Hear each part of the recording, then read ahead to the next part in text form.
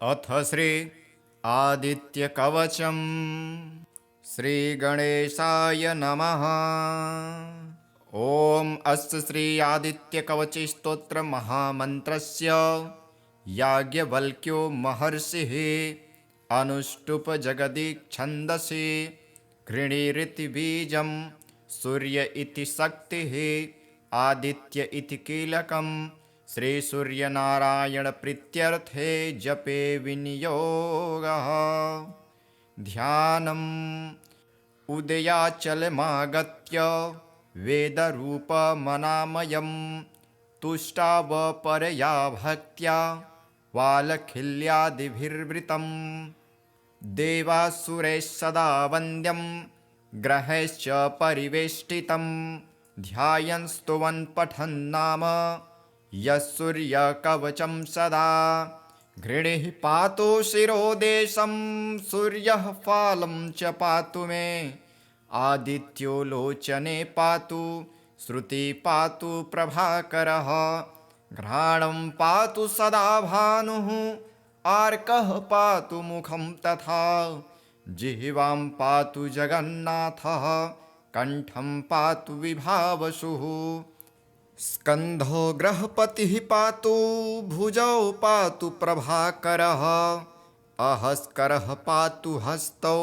हृदयं पातु भानुमान् मध्यं च पातु सप्ताश्वो नाभिं पातु नभो मणिः द्वादशात्मा कटिं पातु सविता पातु श्रिक्रिणी उरु पातु सुरश्रेष्ठो जानुनी पातु भास्करः जङ्घे पातु च मार्तण्डो गलं पातु त्विषाम्पतिः पादो वृन्धः सदा पातु मित्रोऽपि सकलं वपुः वेदत्रयात्मक स्वामिन् नारायण जगत्पते आयातयामं तं किञ्चित् द्वेदरूपः प्रभाकरः स्तोत्रेणानेन सन्तुष्टो वालखिल्यादिभिर्वृतः साक्षाद्वेदमयो देवो रथारूढः समागतः तं दृष्ट्वा सह योत्थाय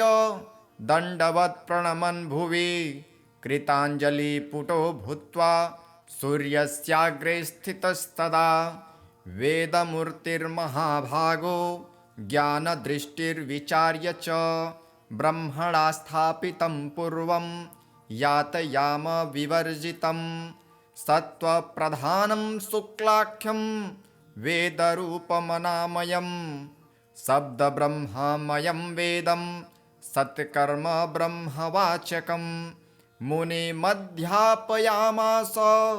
प्रथमं सविता स्वयं तेन प्रथमदत्तेन वेदेन परमेश्वरः याज्ञवल्क्यो मुनिश्रेष्ठः कृतकृत्यो भवत्तदा ऋगाति सकलान् वेदान् ज्ञातवान् सूर्यसन्निधौ इदं प्रोक्तं महापुण्यं पवित्रं पापनाशनं यः पठेत् शृणुयाद्वापि सर्वपापै प्रमुच्यते वेदार्थज्ञानसम्पन्न सूर्यलोकमवाप्नुयात्।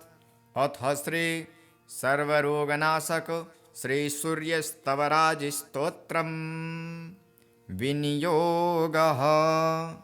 ॐ श्री सूर्यस्तवराजस्तोत्रस्य श्री वसिष्ठ ऋषिः अनुष्टुप् छन्दः श्री सूर्यो देवता सर्वपापक्षयपूर्वक सर्वरोगोपशमनार्थे पाठे विनियोगः।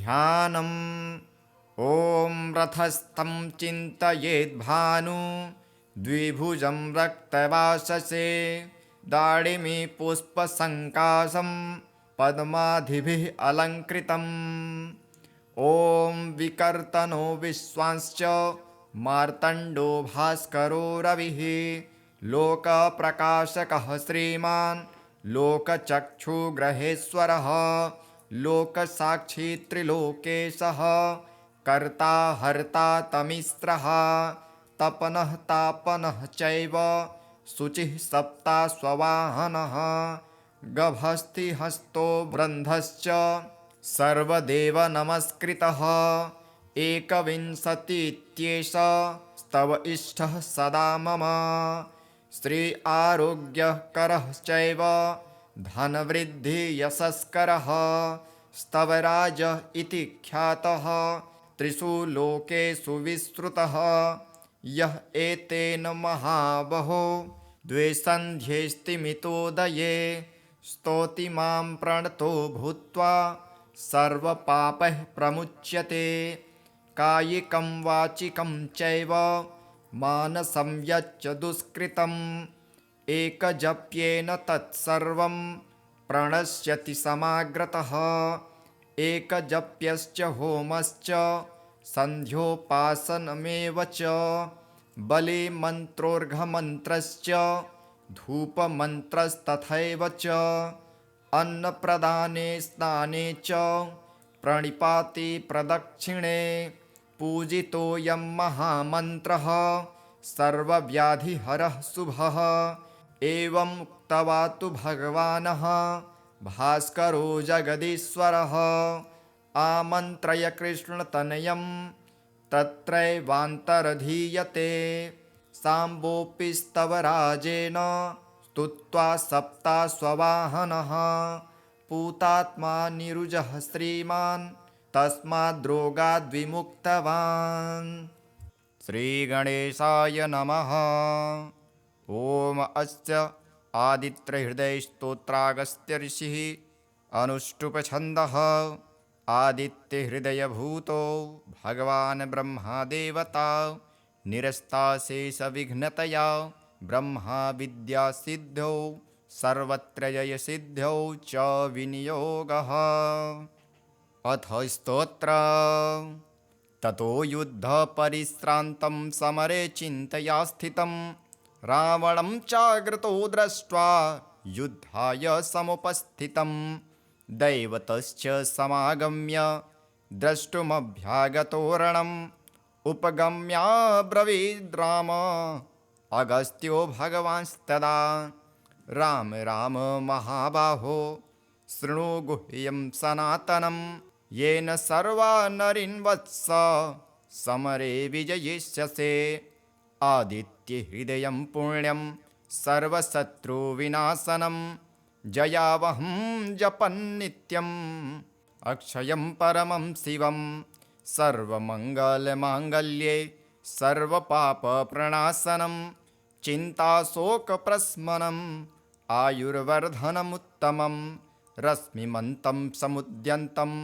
देवासुरनमस्कृतं पूजयस्व विवस्वन्तं भास्करं भुवनेश्वरं सर्वदेवात्मको ह्येष तेजस्वी रश्मिभावनः एष देवासुरगणान् लोकान् पाति गभस्तिभिः एष ब्रह्मा च विष्णुश्च शिवः स्कन्दः प्रजापतिः महेन्द्रो धनदः कालो यमः सोमो ह्यपाम्पतिः पितरो वसवः साध्या अश्विनो मरुतो मनुः वायुर्हीनः प्रजाप्राण ऋतुकर्ता प्रभाकरः आदित्यः सविता सूर्यः खगः पूषा गभस्तिमान् सुवर्णसदृशो भानुर्हिरण्यरेता दिवाकरः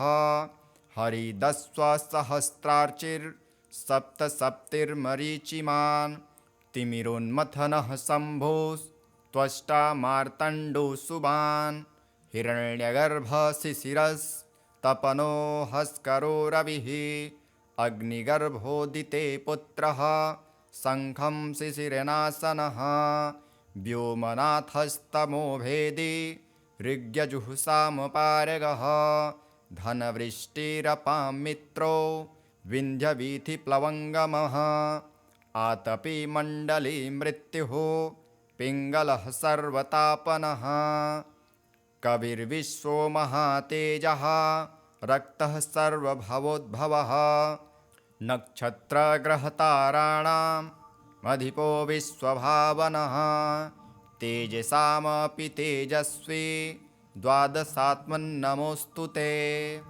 नमः पूर्वाय गिरये पश्चिमायाद्रये नमः। ज्योतिर्गणानां पतये दीनाधिपतये नमः। जयाय जयभद्राय हर्यस्वाय नमो नमः। नमो नमः सहस्रांशो आदित्याय नमो नमः। नमः उग्राय वीराय सारंगाय नमो नमः। नमः पद्मप्रबोधाय प्रचण्डाय नमोऽस्तुते। ब्रह्मेशानाच्युतेशाय सुरायादित्यवर्चसे भास्वते सर्वभक्षाय रौद्राय वपुषे नमः। तमोघ्नाय हिमघ्नाय शत्रुघ्नायामितात्मने कृतघ्नाय देवाय ज्योतिषां पतये नमः। तप्तचामीकराभाय हरये विश्वकर्मणे नमस्तमोभिनिर्घ्नाय रुचये लोकसाक्षिणे। नाशयत्येष वैभूतं तमेष सृजति प्रभुः। पायत्येष तपस्त्येष वर्षत्येष गभस्थिभिः। एष सुप्तेषु जागर्ति भूतेषु परिनिष्ठितः। एष चैवाग्निहोत्रं च फलं चैवाग्निहोत्रिणां। देवाश्च क्रतवश्चैव क्रतूनां फलमेव च। यानि कृत्यानि लोकेषु सर्वेषु परमं प्रभुः। एनमापत्सु कृच्छ्रेषु कान्तारेषु भयेषु च। कीर्तयन् पुरुषः कश्चिन् प्रावसीदति राघव।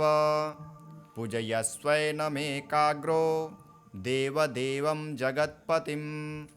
एतत्त्रिगुणितं जप्त्वा युद्धेषु विजयिष्यसि। अस्मिन् क्षणे महाबाहो रावणं त्वं जहिष्यसि। एवमुक्ता ततो गत्स्यो जगाम स यथागतम्। एतच्छ्रुत्वा महातेजा नष्टशोको भवत्तदा। धारयामास सुप्रीतो राघव प्रयतात्मवान्। आदित्यं प्रेक्ष्य जपत्वेदं परं हर्षमवाप्तवान्। तिराचम्य शुचिर्भूत्वा धनुरादाय वीर्यवान्। रावणं प्रेक्ष्य हृष्टात्मा जयार्थं समुपागतं। सर्वयत्नेन महता वृतस्तस्त्ववधेद्भवत्। अथ रविरवदनिरीक्ष्य रामं मुदितमनः परमं प्रभष्यमाणः। निशिचरपतिं सक्षयं विदित्वा सुरगणमध्यगतो वचस्त्वरेति। ध्यानम् उदयाचलमागत्य वेदरूपमनामयं। तुष्टावपरया भक्त्या वालखिल्यादिभिर्वृतं। देवासुरैः सदा वन्द्यं ग्रहैश्च परिवेष्टितं। ध्यायन् स्तुवन् पठन् नाम यः सूर्यकवचं सदा। घृणिः पातु शिरोदेशं सूर्यः फालं च पातु मे। आदित्यो लोचने पातु श्रुति पातु प्रभाकरः। घ्राणं पातु सदा भानुः आर्कः पातु मुखं तथा। जिह्वां पातु जगन्नाथः कण्ठं पातु विभावसुः। स्कन्धो ग्रहपतिः पातु भुजौ पातु प्रभाकरः। अहस्करः पातु हस्तौ हृदयं पातु भानुमान्। मध्यं च पातु सप्ताश्वो नाभिं पातु नभो मणिः। द्वादशात्मा कटिं पातु सविता पातु श्रिक्रिणी। उरु पातु सुरश्रेष्ठो जानुनी पातु भास्करः। जङ्घे पातु च मार्तण्डो गलं पातु त्विषाम्पतिः। पादो वृन्धः सदा पातु मित्रोऽपि सकलं वपुः। वेदत्रयात्मक स्वामिन् नारायण जगत्पते। आयातयामं तं किञ्चित् द्वेदरूपः प्रभाकरः। स्तोत्रेणानेन सन्तुष्टो वालखिल्यादिभिर्वृतः साक्षाद्वेदमयो देवो रथारूढः समागतः तं दृष्ट्वा सह योत्थाय दण्डवत् प्रणमन् भुवि कृताञ्जलिपुटो भूत्वा सूर्यस्याग्रे स्थितस्तदा वेदमूर्तिर्महाभागो ज्ञानदृष्टिर्विचार्य च ब्रह्मणा स्थापितं पूर्वं यातयाम विवर्जितं सत्त्वप्रधानं शुक्लाख्यं वेदरूपमनामयं शब्दब्रह्ममयं वेदं सत्कर्म ब्रह्मवाचकं मुनिमध्यापयामास प्रथमं सविता स्वयं तेन प्रथमदत्तेन वेदेन परमेश्वरः याज्ञवल्क्यो मुनिश्रेष्ठः कृतकृत्यो भवत्तदा ऋगाति सकलान् वेदान् ज्ञातवान् सूर्यसन्निधौ इदं प्रोक्तं महापुण्यं पवित्रं पापनाशनं यः पठेत् शृणुयाद्वापि सर्वपापै प्रमुच्यते वेदार्थज्ञानसम्पन्न सूर्यलोकमवाप्नुयात्। अथ श्री सर्वरोगनाशक श्री सूर्यस्तवराजस्तोत्रम् विनियोगः। ॐ श्री सूर्यस्तवराजस्तोत्रस्य श्री वसिष्ठ ऋषिः अनुष्टुप् छन्दः। श्री सूर्यो देवता सर्वपापक्षयपूर्वक सर्वरोगोपशमनार्थे पाठे विनियोगः। ध्यानम्। ॐ रथस्थं चिन्तयेद्भानु द्विभुजं रक्तवाससे दाडिमी पुष्पसङ्काशं पद्मादिभिः अलङ्कृतम्।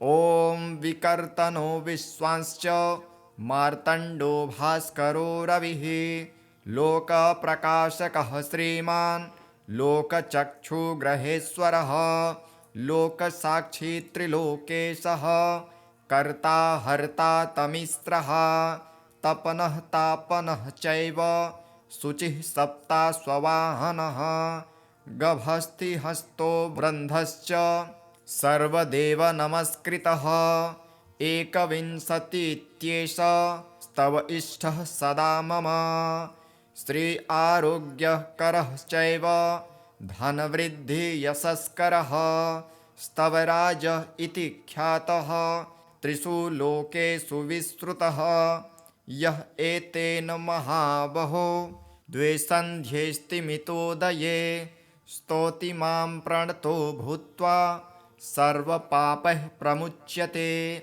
कायिकं वाचिकं चैव मानसं यच्च दुष्कृतम् एकजप्येन तत्सर्वं प्रणश्यति समाग्रतः एकजप्यश्च होमश्च सन्ध्योपासनमेव च बलिमन्त्रोर्घमन्त्रश्च धूपमन्त्रस्तथैव च अन्नप्रदाने स्नाने च प्रणिपाति प्रदक्षिणे पूजितोऽयं महामन्त्रः सर्वव्याधिहरः शुभः एवम् उक्त्वा तु भगवानः भास्करो जगदीश्वरः आमन्त्रय कृष्णतनयं तत्रैवान्तरधीयते साम्बोऽपि स्तवराजेन स्तुत्वा सप्ताश्ववाहनः पूतात्मा निरुजः श्रीमान् तस्माद्रोगाद्विमुक्तवान्। श्रीगणेशाय नमः। ॐ अस्य आदित्यहृदयस्तोत्रागस्त्य ऋषिः अनुष्टुप् छन्दः आदित्यहृदयभूतो भगवान् ब्रह्मदेवता निरस्ताशेषविघ्नतया ब्रह्मा विद्यासिद्ध्यौ सर्वत्र जयसिद्ध्यौ च विनियोगः। अथ स्तोत्र। ततो युद्धपरिश्रान्तं समरे चिन्तया स्थितं रावणं चाग्रतो दृष्ट्वा युद्धाय समुपस्थितं दैवतश्च समागम्य द्रष्टुमभ्यागतोरणम् उपगम्याब्रवीद् राम अगस्त्यो भगवांस्तदा राम राम महाबाहो शृणु गुह्यं सनातनं येन सर्वा नरीन् वत्स समरे विजयिष्यसे आदित्यहृदयं पुण्यं सर्वशत्रुविनाशनं जयावहं जपन्नित्यम् अक्षयं परमं शिवं सर्वमङ्गलमाङ्गल्ये सर्वपापप्रणाशनं चिन्ताशोकप्रशमनम् आयुर्वर्धनमुत्तमं रश्मिमन्तं समुद्यन्तं देवासुरनमस्कृतं पूजयस्व विवस्वन्तं भास्करं भुवनेश्वरं सर्वदेवात्मको ह्येष तेजस्वी रश्मिभावनः एष देवासुरगणान् लोकान् पाति गभस्तिभिः एष ब्रह्मा च विष्णुश्च शिवः स्कन्दः प्रजापतिः महेन्द्रो धनदः कालो यमः सोमो ह्यपाम्पतिः पितरो वसवः साध्या अश्विनो मरुतो मनुः वायुर्हीनः प्रजाप्राण ऋतुकर्ता प्रभाकरः आदित्यः सविता सूर्यः खगः पूषा गभस्तिमान् सुवर्णसदृशो भानुर्हिरण्यरेता दिवाकरः हरिदस्वसहस्रार्चिर्सप्तसप्तिर्मरीचिमान् तिमिरोन्मथनः शम्भोस्त्वष्टा मार्तण्डो सुबान् हिरण्यगर्भशिशिरस्तपनो हस्करो रविः अग्निगर्भोदिते पुत्रः शङ्खं शिशिरनाशनः व्योमनाथस्तमो भेदी ऋग्यजुःसामपारगः धनवृष्टिरपां मित्रो विन्ध्यवीथिप्लवङ्गमः आतपी मण्डली मृत्युः पिङ्गलः सर्वतापनः कविर्विश्वो महातेजः रक्तः सर्वभवोद्भवः नक्षत्रग्रहताराणाम् अधिपो विश्वभावनः तेजसामपि तेजस्वी द्वादशात्मन्नमोऽस्तु ते नमः पूर्वाय गिरये पश्चिमायाद्रये नमः ज्योतिर्गणानां पतये दीनाधिपतये नमः जयाय जयभद्राय हर्यस्वाय नमो नमः नमो नमः सहस्रांशो आदित्याय नमो नमः नमः उग्राय वीराय सारंगाय नमो नमः नमः पद्मप्रबोधाय प्रचण्डाय नमोऽस्तु ते ब्रह्मेशानाच्युतेशाय सुरायादित्यवर्चसे भास्वते सर्वभक्षाय रौद्राय वपुषे नमः तमोघ्नाय हिमघ्नाय शत्रुघ्नायामितात्मने कृतघ्नाय देवाय ज्योतिषां पतये नमः तप्तचामीकराभाय हरये विश्वकर्मणे नमस्तमोभिनिर्घ्नाय रुचये लोकसाक्षिणे नाशयत्येष वैभूतं तमेष सृजति प्रभुः पायत्येष तपस्त्येष वर्षत्येष गभस्थिभिः एष सुप्तेषु जागर्ति भूतेषु परिनिष्ठितः एष चैवाग्निहोत्रं च फलं चैवाग्निहोत्रिणां देवाश्च क्रतवश्चैव क्रतूनां फलमेव च यानि कृत्यानि लोकेषु सर्वेषु परमं प्रभुः एनमापत्सु कृच्छ्रेषु कान्तारेषु भयेषु च कीर्तयन् पुरुषः कश्चिन् प्रावसीदति राघव पूजयस्वैनमेकाग्रो देवदेवं जगत्पतिम् एतत्त्रिगुणितं जप्त्वा युद्धेषु विजयिष्यसि अस्मिन् क्षणे महाबाहो रावणं त्वं जहिष्यसि एवमुक्ता ततो गत्स्यो जगाम स यथागतम्। एतच्छ्रुत्वा महातेजा नष्टशोको भवत्तदा। धारयामास सुप्रीतो राघव प्रयतात्मवान्। आदित्यं प्रेक्ष्य जपत्वेदं परं हर्षमवाप्तवान्। तिराचम्य शुचिर्भूत्वा धनुरादाय वीर्यवान्। रावणं प्रेक्ष्य हृष्टात्मा जयार्थं समुपागतं। सर्वयत्नेन महता वृतस्तस्त्ववधेद्भवत्। अथ रविरवदनिरीक्ष्य रामं मुदितमनः परमं प्रभष्यमाणः। निशिचरपतिं सक्षयं विदित्वा सुरगणमध्यगतो वचस्त्वरेति। ध्यानम् उदयाचलमागत्य वेदरूपमनामयं।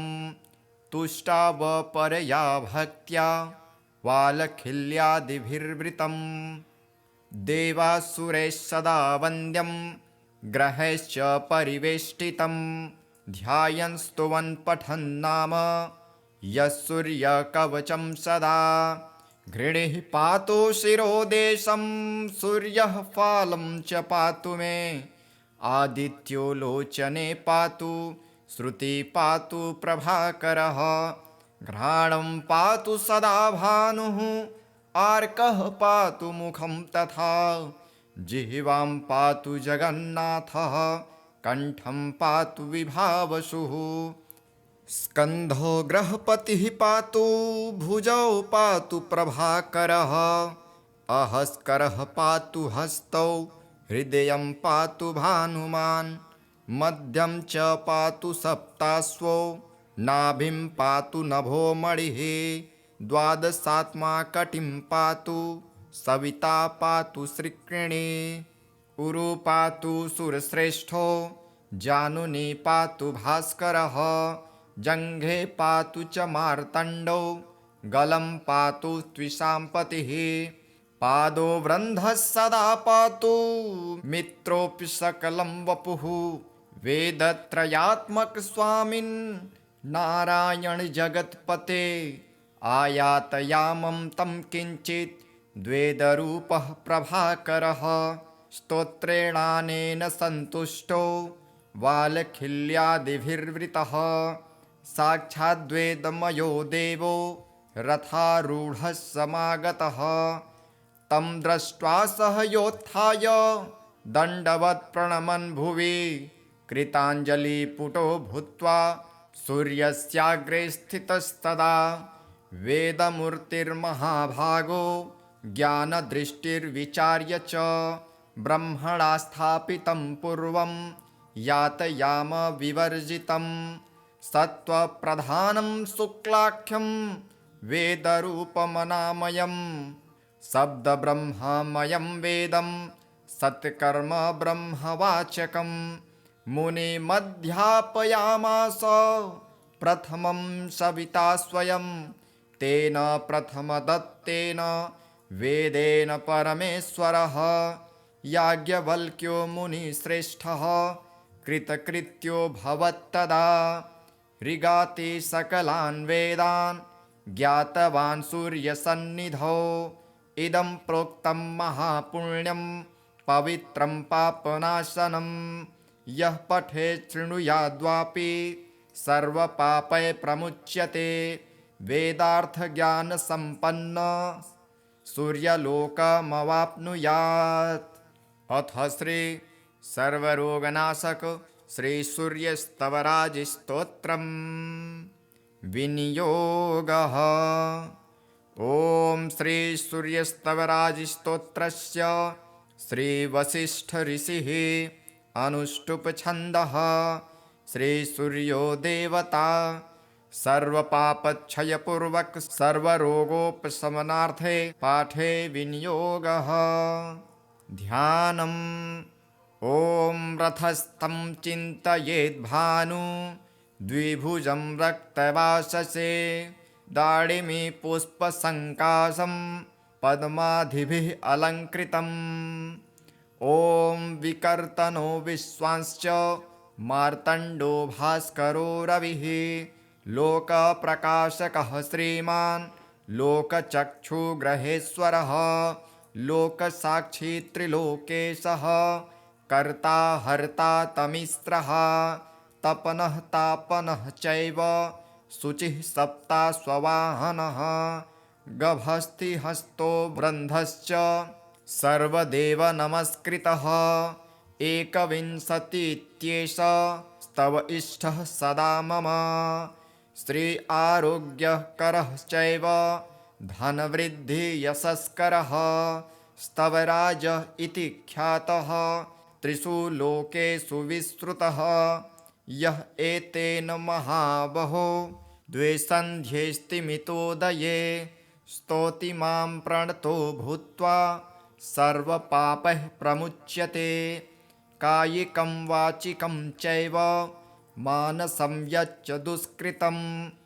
एकजप्येन तत्सर्वं प्रणश्यति समाग्रतः एकजप्यश्च होमश्च सन्ध्योपासनमेव च बलिमन्त्रोर्घमन्त्रश्च धूपमन्त्रस्तथैव च अन्नप्रदाने स्नाने च प्रणिपाति प्रदक्षिणे पूजितोऽयं महामन्त्रः सर्वव्याधिहरः शुभः एवम् उक्त्वा तु भगवानः भास्करो जगदीश्वरः आमन्त्रय कृष्णतनयं तत्रैवान्तरधीयते साम्बोऽपि स्तवराजेन स्तुत्वा सप्ताश्ववाहनः पूतात्मा निरुजः श्रीमान् तस्माद्रोगाद्विमुक्तवान्।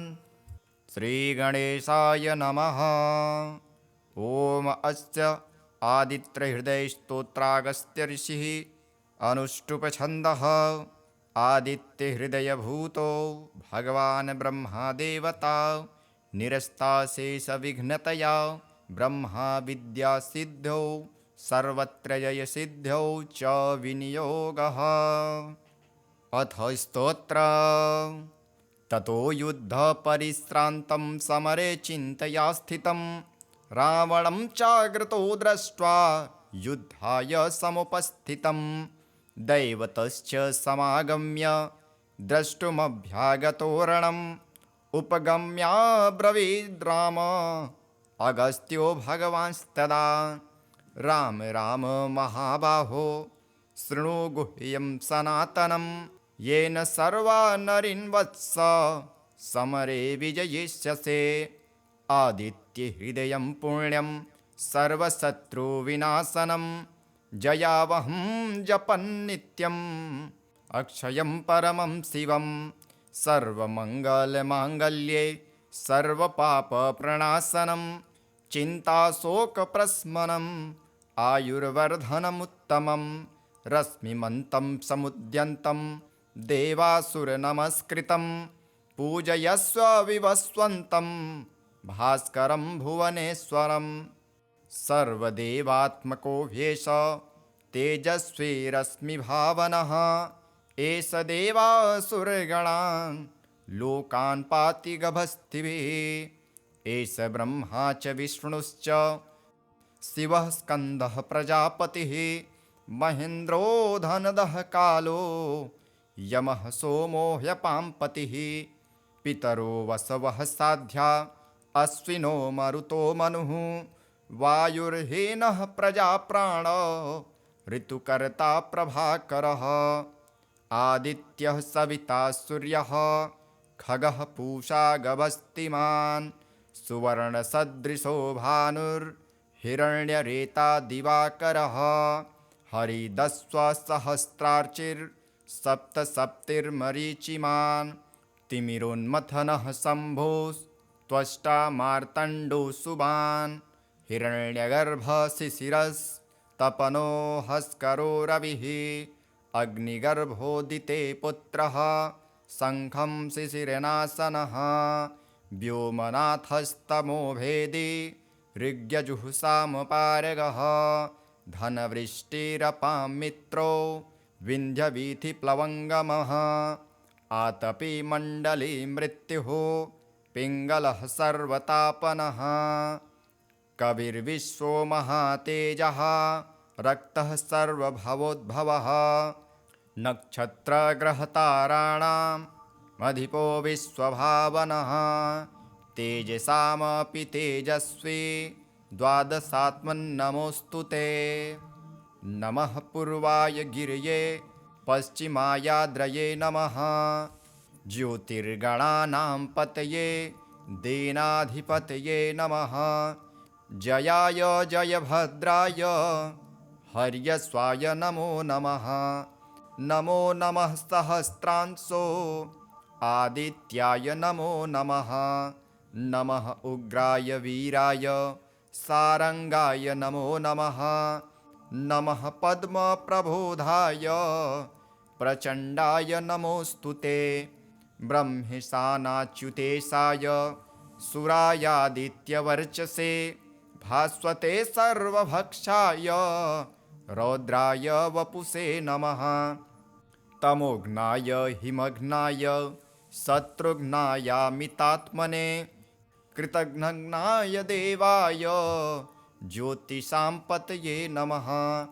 तप्तचामीकराभाय हरये विश्वकर्मणे नमस्तमोभिनिर्घ्नाय रुचये लोकसाक्षिणे नाशयत्येष वैभूतं तमेष सृजति प्रभुः पायत्येष तपस्त्येष वर्षत्येष गभस्थिभिः एष सुप्तेषु जागर्ति भूतेषु परिनिष्ठितः एष चैवाग्निहोत्रं च फलं चैवाग्निहोत्रिणां देवाश्च क्रतवश्चैव क्रतूनां फलमेव च यानि कृत्यानि लोकेषु सर्वेषु परमं प्रभुः एनमापत्सु कृच्छ्रेषु कान्तारेषु भयेषु च कीर्तयन् पुरुषः कश्चिन् प्रावसीदति राघव पूजयस्वैनमेकाग्रो देवदेवं जगत्पतिम् एतत्त्रिगुणितं जप्त्वा युद्धेषु विजयिष्यसि अस्मिन् क्षणे महाबाहो रावणं त्वं जहिष्यसि एवमुक्ता ततो गत्स्यो जगाम स यथागतम् एतच्छ्रुत्वा महातेजा नष्टशोको भवत्तदा धारयामास सुप्रीतो राघव प्रयतात्मवान् आदित्यं प्रेक्ष्य जपत्वेदं परं हर्षमवाप्तवान् तिराचम्य शुचिर्भूत्वा धनुरादाय वीर्यवान् रावणं प्रेक्ष्य हृष्टात्मा जयार्थं समुपागतं सर्वयत्नेन महता वृतस्तस्त्ववधेद्भवत् अथ रविरवदनिरीक्ष्य रामं मुदितमनः परमं प्रभष्यमाणः निशिचरपतिं सक्षयं विदित्वा सुरगणमध्यगतो वचस्त्वरेति ध्यानम् उदयाचलमागत्य वेदरूपमनामयं तुष्टावपरया भक्त्या वालखिल्यादिभिर्वृतं देवासुरैः सदा वन्द्यं ग्रहैश्च परिवेष्टितं ध्यायन् स्तुवन् पठन् नाम यः सूर्यकवचं सदा घृणिः पातु शिरोदेशं सूर्यः फालं च पातु मे आदित्यो लोचने पातु श्रुति पातु प्रभाकरः घ्राणं पातु सदा भानुः आर्कः पातु मुखं तथा जिह्वां पातु जगन्नाथः कण्ठं पातु विभावसुः स्कन्धो ग्रहपतिः पातु भुजौ पातु प्रभाकरः अहस्करः पातु हस्तौ हृदयं पातु भानुमान् मध्यं च पातु सप्ताश्वो नाभिं पातु नभो मणिः द्वादशात्मा कटिं पातु सविता पातु श्रिक्रिणी उरु पातु सुरश्रेष्ठो जानुनी पातु भास्करः जङ्घे पातु च मार्तण्डो गलं पातु त्विषां पतिः पादो वृन्धः सदा पातु मित्रोऽपि सकलं वपुः वेदत्रयात्मक स्वामिन् नारायण जगत्पते आयातयामं तं किञ्चित् द्वेदरूपः प्रभाकरः स्तोत्रेणानेन सन्तुष्टो वालखिल्यादिभिर्वृतः साक्षाद्वेदमयो देवो रथारूढः समागतः तं दृष्ट्वा सह योत्थाय दण्डवत् प्रणमन् भुवि कृताञ्जलिपुटो भूत्वा सूर्यस्याग्रे स्थितस्तदा वेदमूर्तिर्महाभागो ज्ञानदृष्टिर्विचार्य च ब्रह्मणा स्थापितं पूर्वं यातयाम विवर्जितं सत्त्वप्रधानं शुक्लाख्यं वेदरूपमनामयं शब्दब्रह्ममयं वेदं सत्कर्म ब्रह्मवाचकं मुनिमध्यापयामास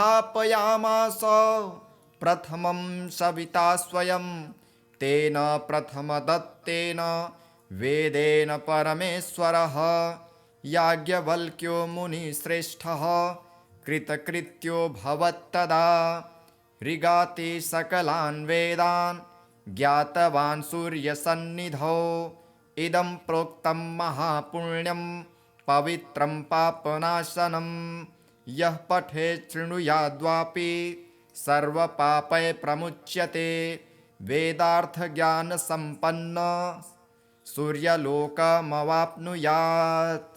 अथ श्री सर्वरोगनाशक श्री सूर्यस्तवराजस्तोत्रम् विनियोगः। ॐ श्री सूर्यस्तवराजस्तोत्रस्य श्री वसिष्ठ ऋषिः अनुष्टुप् छन्दः। श्री सूर्यो देवता सर्वपापक्षयपूर्वक सर्वरोगोपशमनार्थे पाठे विनियोगः। ध्यानम्। ॐ रथस्थं चिन्तयेद्भानु द्विभुजं रक्तवाससे दाडिमी पुष्पसङ्काशं पद्मादिभिः अलङ्कृतम्। ॐ विकर्तनो विश्वांश्च मार्तण्डो भास्करो रविः लोकप्रकाशकः श्रीमान् लोकचक्षुग्रहेश्वरः लोकसाक्षी त्रिलोकेशः कर्ता हर्ता तमिस्रः तपनः तापनः चैव शुचिः सप्ताश्ववाहनः गभस्तिहस्तो वृन्धश्च सर्वदेव नमस्कृतः एकविंशतित्येष स्तव इष्टः सदा मम श्री आरोग्यः करः चैव धनवृद्धियशस्करः स्तवराजः इति ख्यातः त्रिषु लोकेषु विस्तृतः यः एतेन महाबहो द्विसन्ध्येस्तिमितोदये स्तौति मां प्रणतो भूत्वा सर्वपापैः प्रमुच्यते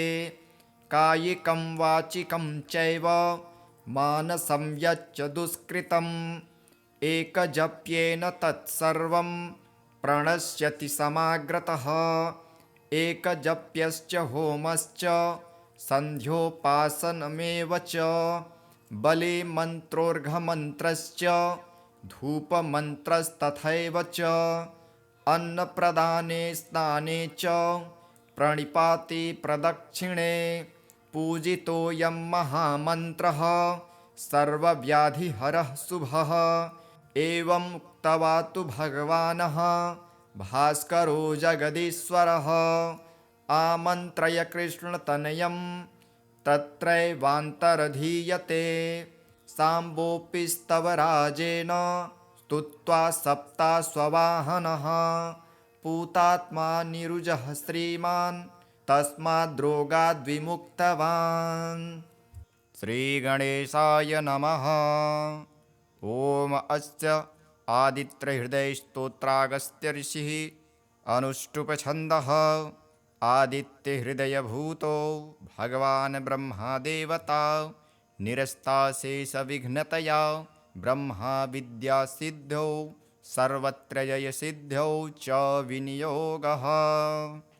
अथ स्तोत्र ततो युद्धपरिश्रान्तं समरे चिन्तया स्थितं रावणं चाग्रतो दृष्ट्वा युद्धाय समुपस्थितं दैवतश्च समागम्य द्रष्टुमभ्यागतोरणम् उपगम्याब्रवीद् राम अगस्त्यो भगवांस्तदा राम राम महाबाहो शृणु गुह्यं सनातनं येन सर्वा नरीन् वत्स समरे विजयिष्यसे आदित्यहृदयं पुण्यं सर्वशत्रुविनाशनं जयावहं जपन्नित्यम् अक्षयं परमं शिवं सर्वमङ्गलमाङ्गल्ये सर्वपापप्रणाशनं चिन्ताशोकप्रशमनम् आयुर्वर्धनमुत्तमं रश्मिमन्तं समुद्यन्तं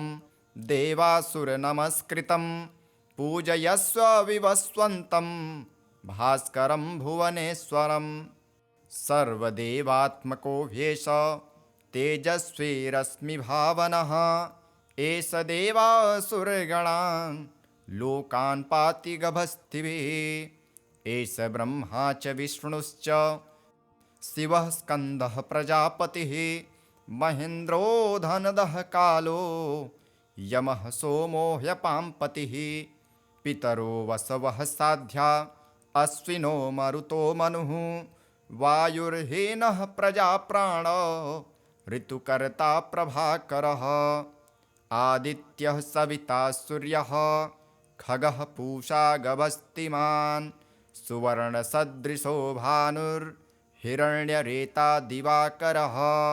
हरिदस्वसहस्रार्चिर्सप्तसप्तिर्मरीचिमान् तिमिरोन्मथनः शम्भोस्त्वष्टा मार्तण्डो सुबान् हिरण्यगर्भशिशिरस्तपनो हस्करो रविः अग्निगर्भोदिते पुत्रः शङ्खं शिशिरनाशनः व्योमनाथस्तमो भेदी ऋग्यजुःसामपारगः धनवृष्टिरपां मित्रो विन्ध्यवीथिप्लवङ्गमः आतपी मण्डली मृत्युः पिङ्गलः सर्वतापनः कविर्विश्वो महातेजः रक्तः सर्वभवोद्भवः नक्षत्रग्रहताराणाम् अधिपो विश्वभावनः तेजसामपि तेजस्वी द्वादशात्मन्नमोऽस्तु ते नमः पूर्वाय गिरये पश्चिमायाद्रये नमः ज्योतिर्गणानां पतये दीनाधिपतये नमः जयाय जयभद्राय हर्यस्वाय नमो नमः नमो नमः सहस्रांशो आदित्याय नमो नमः नमः उग्राय वीराय सारंगाय नमो नमः नमः पद्मप्रबोधाय प्रचण्डाय नमोऽस्तु ते ब्रह्मेशानाच्युतेशाय सुरायादित्यवर्चसे भास्वते सर्वभक्षाय रौद्राय वपुषे नमः तमोघ्नाय हिमघ्नाय शत्रुघ्नायामितात्मने कृतघ्नाय देवाय ज्योतिषां पतये नमः तप्तचामीकराभाय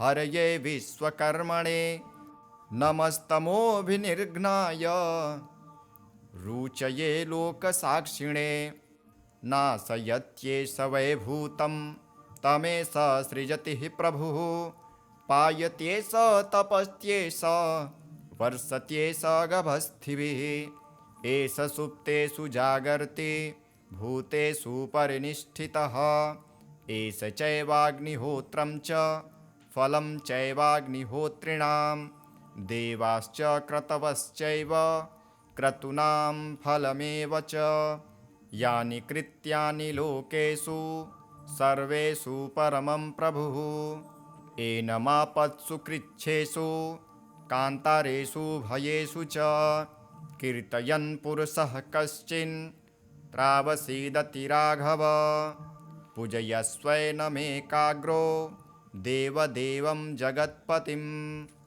एतत् त्रिगुणितं जप्त्वा युद्धेषु विजयिष्यसि अस्मिन् क्षणे महाबाहो रावणं त्वं जहिष्यसि एवमुक्ता ततो गत्स्यो जगाम स यथागतम् एतच्छ्रुत्वा महातेजा नष्टशोको भवत्तदा धारयामास सुप्रीतो राघव प्रयतात्मवान् आदित्यं प्रेक्ष्य जपत्वेदं परं हर्षमवाप्तवान् तिराचम्य शुचिर्भूत्वा धनुरादाय वीर्यवान् रावणं प्रेक्ष्य हष्टात्मा जयार्थं समुपागतं सर्वयत्नेन महता वृतस्तस्त्ववधेद्भवत् अथ रविरवदनिरीक्ष्य रामं मुदितमनः परमं प्रभष्यमाणः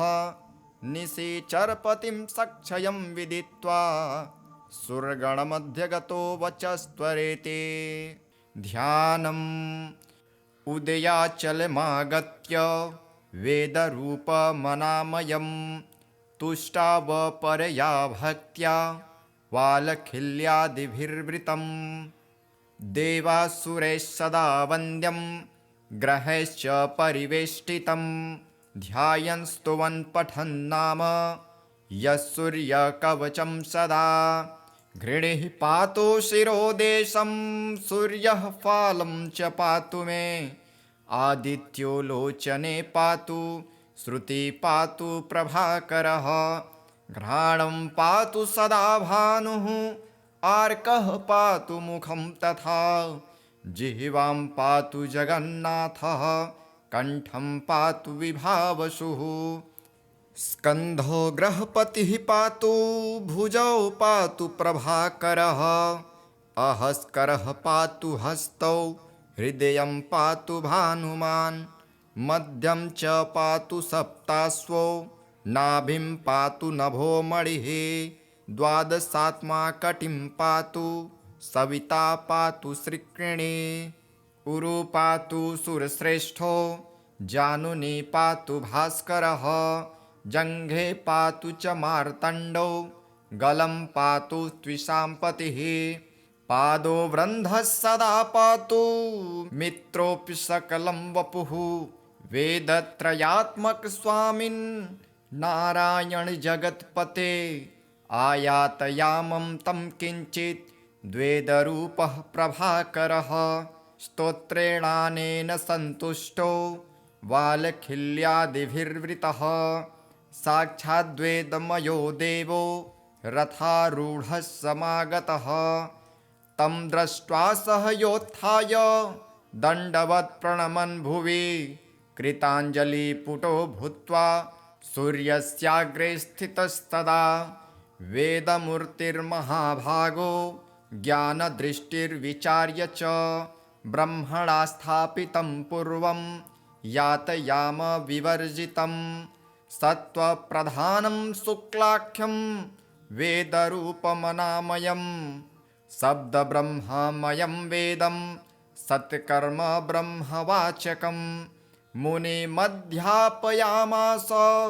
प्रथमं सविता स्वयं तेन प्रथमदत्तेन वेदेन परमेश्वरः याज्ञवल्क्यो मुनिश्रेष्ठः कृतकृत्यो भवत्तदा ऋगाति सकलान् वेदान् ज्ञातवान् सूर्यसन्निधौ इदं प्रोक्तं महापुण्यं पवित्रं पापनाशनं यः पठेत् शृणुयाद्वापि सर्वपापै प्रमुच्यते वेदार्थज्ञानसम्पन्न सूर्यलोकमवाप्नुयात् अथ श्री सर्वरोगनाशक श्री सूर्यस्तवराजस्तोत्रम् विनियोगः ॐ श्री सूर्यस्तवराजस्तोत्रस्य श्री वसिष्ठ ऋषिः अनुष्टुप् छन्दः श्री सूर्यो देवता सर्वपापक्षयपूर्वक सर्वरोगोपशमनार्थे पाठे विनियोगः ध्यानम् ॐ रथस्थं चिन्तयेद्भानु द्विभुजं रक्तवाससे दाडिमी पुष्पसङ्काशं पद्मादिभिः अलङ्कृतम् ॐ विकर्तनो विश्वांश्च मार्तण्डो भास्करो रविः लोकप्रकाशकः श्रीमान् लोकचक्षुग्रहेश्वरः लोकसाक्षी त्रिलोकेशः कर्ता हर्ता तमिस्रः तपनः तापनः चैव शुचिः सप्ताश्ववाहनः गभस्तिहस्तो वृन्धश्च सर्वदेव नमस्कृतः एकविंशतित्येष स्तव इष्टः सदा मम श्री आरोग्यकरः चैव धनवृद्धियशस्करः स्तवराज इति ख्यातः त्रिषु लोकेषु विस्तृतः यः एतेन महाबहो द्विसन्ध्येस्तिमितोदये स्तौति मां प्रणतो भूत्वा सर्वपापैः प्रमुच्यते कायिकं वाचिकं चैव मानसं यच्च दुष्कृतम् एकजप्येन तत्सर्वं प्रणश्यति समाग्रतः एकजप्यश्च होमश्च सन्ध्योपासनमेव च बलिमन्त्रोर्घमन्त्रश्च धूपमन्त्रस्तथैव च अन्नप्रदाने स्नाने च प्रणिपाति प्रदक्षिणे पूजितोऽयं महामन्त्रः सर्वव्याधिहरः शुभः एवम् उक्त्वा तु भगवानः भास्करो जगदीश्वरः आमन्त्रय कृष्णतनयं तत्रैवान्तरधीयते साम्बोऽपि स्तवराजेन स्तुत्वा सप्ताश्ववाहनः पूतात्मा निरुजः श्रीमान् तस्माद्रोगाद्विमुक्तवान्। श्रीगणेशाय नमः। ॐ अस्य आदित्यहृदयस्तोत्रागस्त्य ऋषिः अनुष्टुप्छन्दः आदित्यहृदयभूतो भगवान् ब्रह्मादेवता निरस्ताशेषविघ्नतया ब्रह्मा विद्यासिद्ध्यौ सर्वत्र जयसिद्ध्यौ च विनियोगः।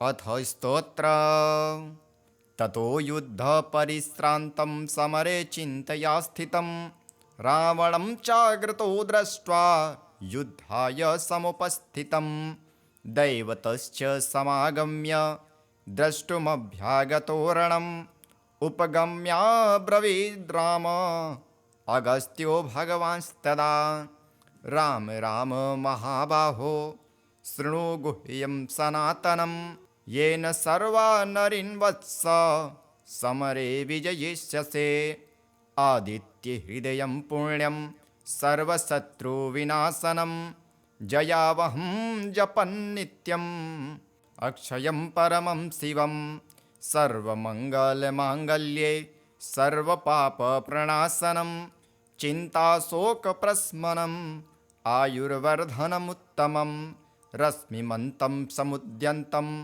देवासुरनमस्कृतं पूजयस्व विवस्वन्तं भास्करं भुवनेश्वरं सर्वदेवात्मको ह्येष तेजस्वी रश्मिभावनः एष देवासुरगणान् लोकान् पाति गभस्तिभिः एष ब्रह्मा च विष्णुश्च शिवः स्कन्दः प्रजापतिः महेन्द्रो धनदः कालो यमः सोमो ह्यपाम्पतिः पितरो वसवः साध्या अश्विनो मरुतो मनुः वायुर्हीनः प्रजाप्राण ऋतुकर्ता प्रभाकरः आदित्यः सविता सूर्यः खगः पूषा गभस्तिमान् सुवर्णसदृशो भानुर्हिरण्यरेता दिवाकरः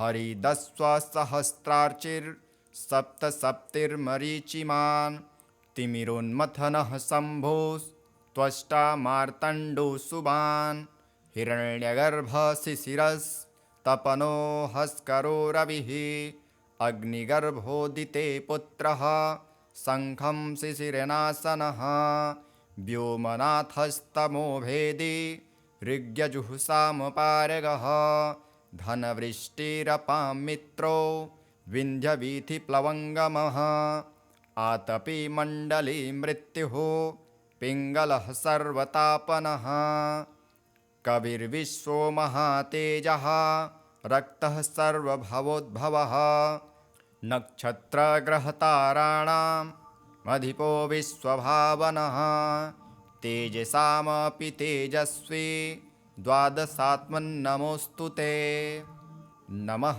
पूर्वाय गिरये पश्चिमायाद्रये नमः ज्योतिर्गणानां पतये दीनाधिपतये नमः जयाय जयभद्राय हर्यस्वाय नमो नमः नमो नमः सहस्रांशो आदित्याय नमो नमः नमः उग्राय वीराय सारंगाय नमो नमः नमः पद्मप्रबोधाय प्रचण्डाय नमोऽस्तु ते ब्रह्मेशानाच्युतेशाय सुरायादित्यवर्चसे भास्वते सर्वभक्षाय रौद्राय वपुषे नमः तमोघ्नाय हिमघ्नाय शत्रुघ्नायामितात्मने कृतघ्नाय देवाय ज्योतिषां पतये नमः